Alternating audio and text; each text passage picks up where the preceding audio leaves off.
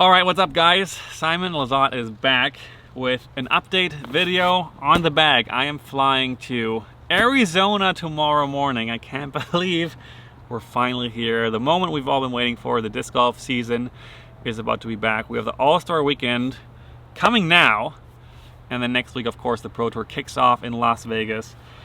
And I am way beyond excited to get started and trying the new stuff in tournament conditions.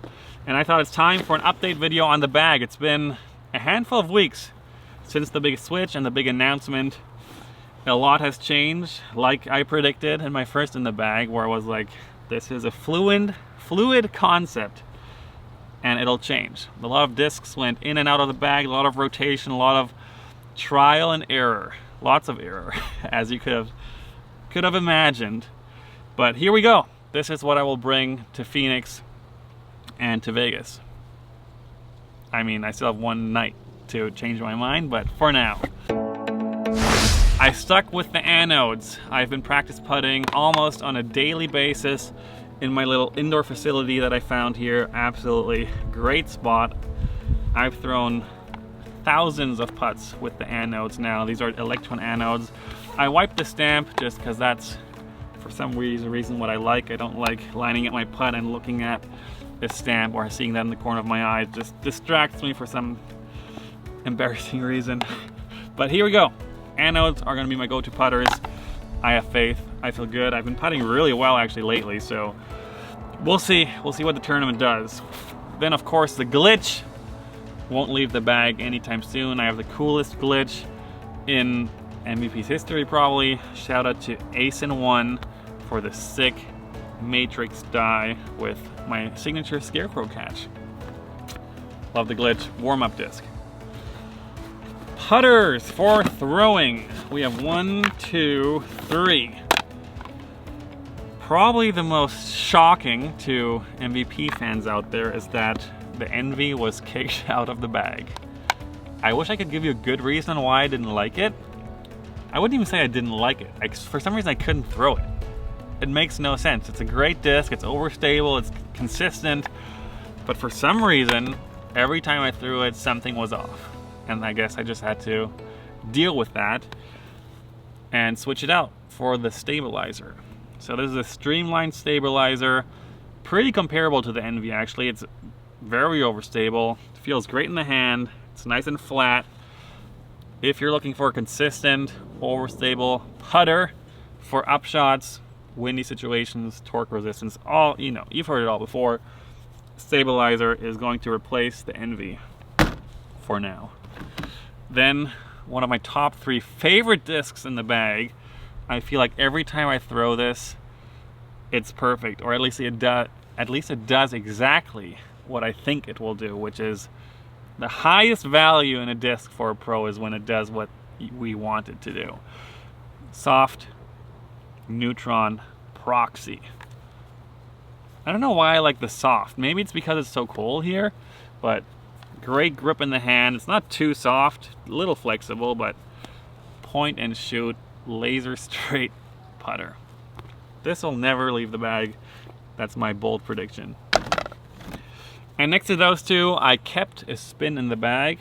This is premium plastic neutron spin, very understable. So my putters basically go from very overstable straight to very understable. Probably on windy big courses like we're looking at in Arizona and in Vegas, this won't get too much action unless we have some calm days. But for technical courses like we have here in Massachusetts, all of the woods, having a floaty, understable putter, absolute must in my bag. And the spin has been pretty fun to work with on straight shots that just want to carry to the right or little hyzer flip lines.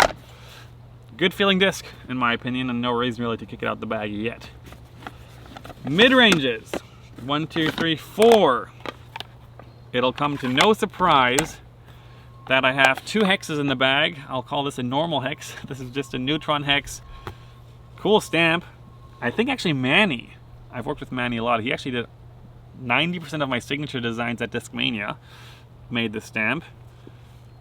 Pretty evil looking, but it's just a normal hex. Bit more understable. Then the Glow Hex, this is the Lizotte. This is one of the rare pink ones, shout out. And it has a really cool multicolored rim, so I really enjoyed this one. Great complement to each other, these two. I can hammer this flat and it'll want to carry slightly right, and I can hammer this flat and it just wants to go straight with a bit of a stable finish. Honestly, a bag doesn't really need much more than this. But, of course, I do. And I have a Proton Pyro. This is a Prism plastic, Proton plastic. No, Prism Proton plastic. I'll get this right, I promise, by the end of this year, I'll get these names right. I used to have the Plasma Pyro, but now I switched to the Proton. This is a bit flatter. I really like how this Proton plastic feels. Nice and grippy and stiff, so nothing to complain about.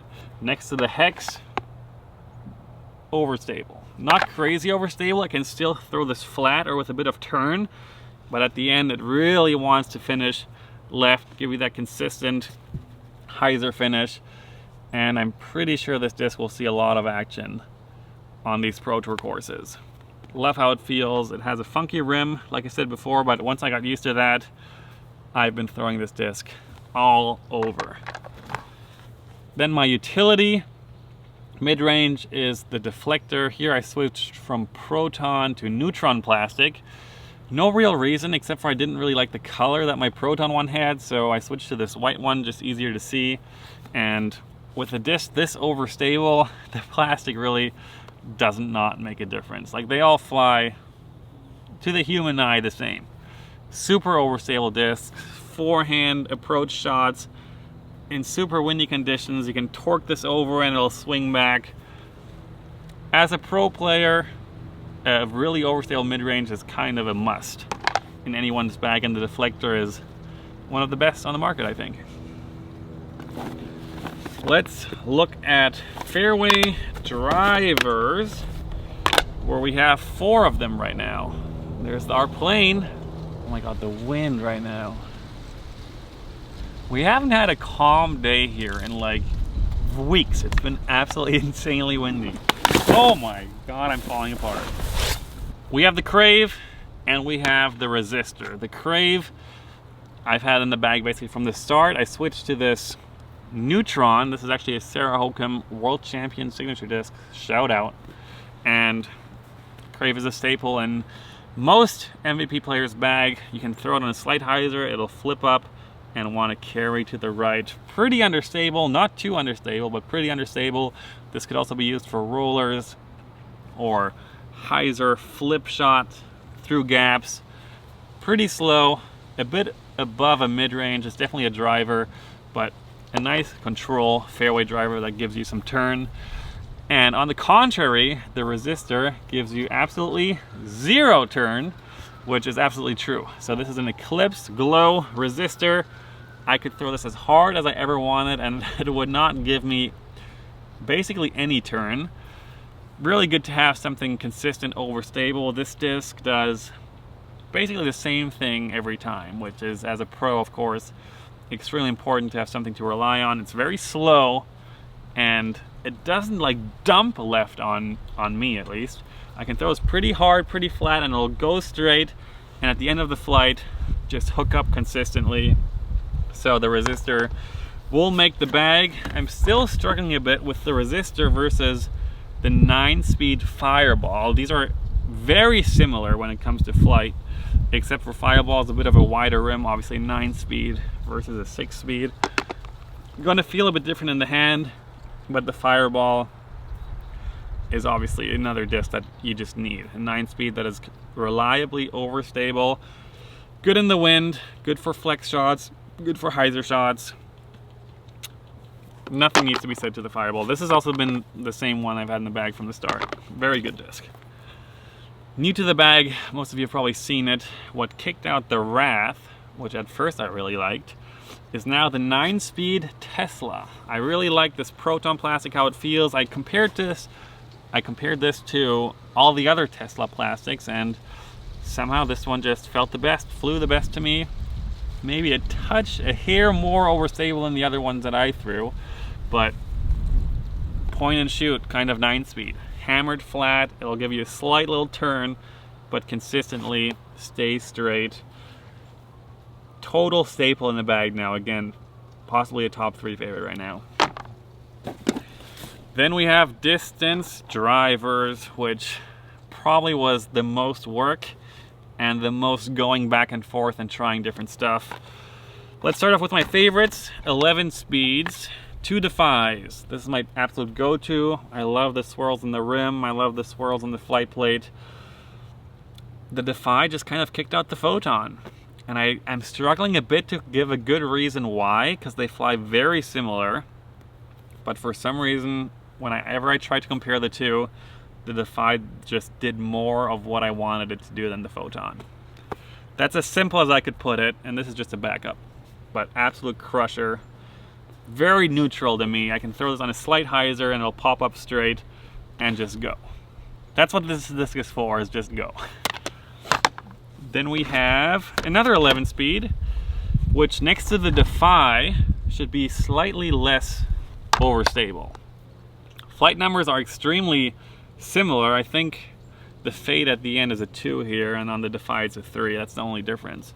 So this will give you a bit less of a finish, and actually for me at least, they're a bit less overstable, so it actually gives me a slightly more turn to the flight. So I can throw this hard and it'll give me some turn and carry to the right.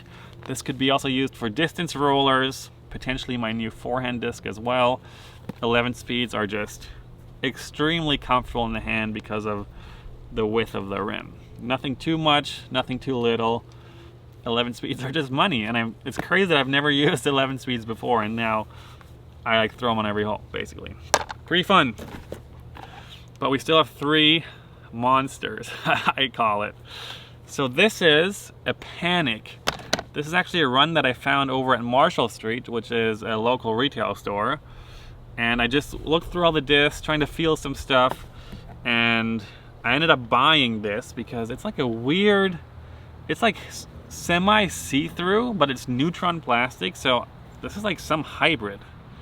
And it had no stamp. I don't know exactly why or what this is, but it felt great, so I bought it and I threw it, and it was exactly what I wanted it to be.